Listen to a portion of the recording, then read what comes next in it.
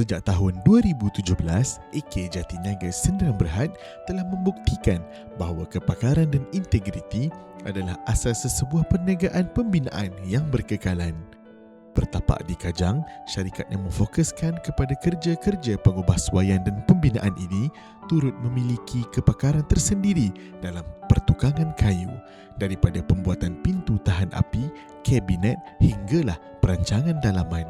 Dengan bengkel sendiri di Bandar Teknologi Kajang, setiap hasil kerja dijamin kualiti dari dalam.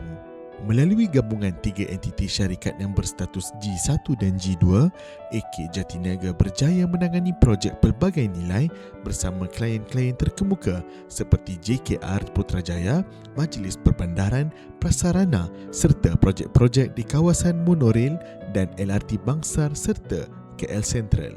Beroperasi sepenuhnya dengan modal sendiri dalam industri yang menguji kesabaran, menunggu pembayaran yang kadangkala mengambil masa sehingga setahun, AK Jatiniaga tetap bertahan, bahkan terus berkembang. Pihak pengurusan meyakini bahawa antara asbab ketahanan ini adalah komitmen mereka dalam menunaikan zakat perniagaan, memastikan setiap sen rezeki yang diperoleh sentiasa bersih dan diberkati Allah. Terima kasih AK Jatiniaga Sdn Bhd atas kepercayaan dan semangat yang tidak pernah padam. Ingat zakat, ingat tunai zakat.